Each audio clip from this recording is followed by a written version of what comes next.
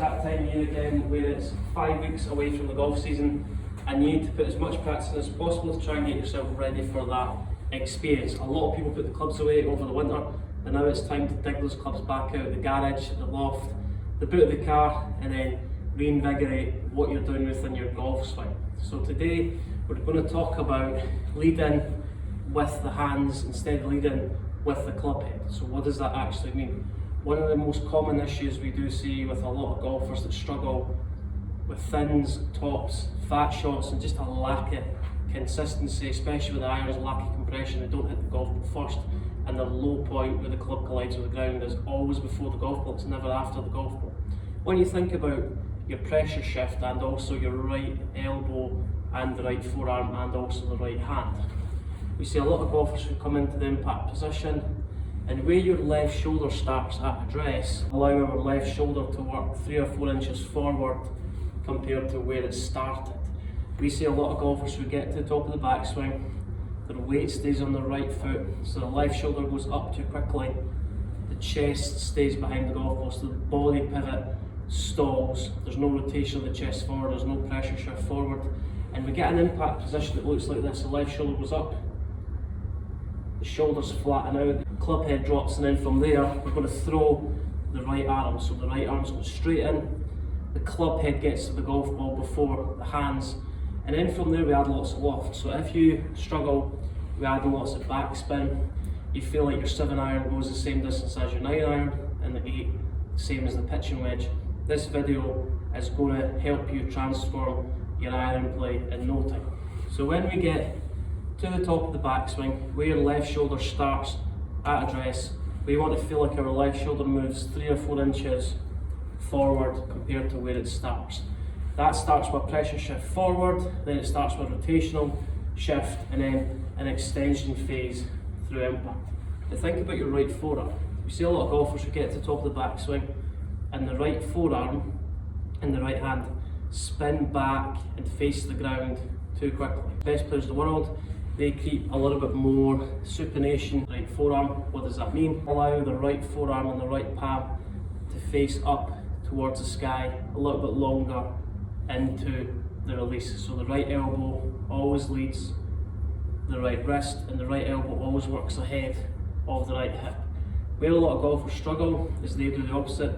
They have too much internal rotation of the right forearm, the right hand and the right shoulder, where the right palm, right forearm face the ground. That causes the grip end of the club to go back towards the right hip, and then from there we're doing everything with our hands to square up the club face. We're going to place our left hand behind our right elbow, and we're just going to make some swings thinking about where your left shoulder starts at address.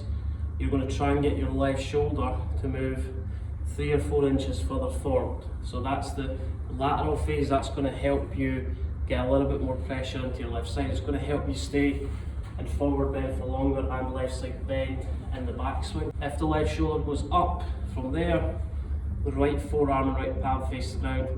We release the club way too early, and the knuckles and my left hand point up towards the sky. We're going to get left shoulder over left foot, so the left shoulder has to stay down. It's going to move forwards over your left foot, so you'll feel like your left leg's really heavy. That's a good indication that all your weight's into that left side. So the right elbow always leads the right wrist. I'm going to try and get my right elbow ahead of my right hip, and then as I get to impact, my right forearm and right hand, I'm going aggressively down towards the ground.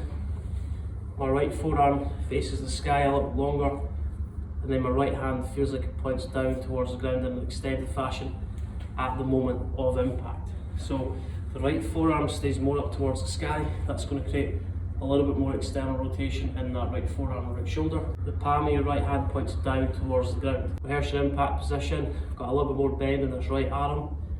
My hands are always leading club head. So I feel like I maintain my right arm bend a little bit longer into the downswing, and then through impact start feeling if you're going to let your right shoulder catch up with your right hand. And then it's going to create this impact position where my hands are always leading the club head, and I'm always taking the loft off. I'm never adding loft with Any iron shot, the only time I do that is if I want to create a high flop shot, bunker shot where the club head has to overtake the hands. But if you struggle with your iron play, swing to top of the backswing, your left shoulder's not going up, the grip end of the club doesn't work towards your right hip, and the club head overtakes. We're going to swing to top, left shoulder stays down, your left shoulder is going to be positioned over your left foot. There's a straight line between your left shoulder, your left knee and your left foot, so the right elbow always works ahead of your right hip. That's going to keep a little bit more bend in that right arm. And then the right forearm doesn't go down towards the ground at the same time as the right hand. The right forearm goes up towards the sky, call that supination. The right hand points down towards the ground. So if you rehearse your impact position, got a little bit more bend in that right arm. My right hand's more on top of the left hand, I'm taking the loft off, and then through impact, that right arm is going to straighten through the impact position. If you can't get your weight back to your left side, your right hand will never touch your left hand.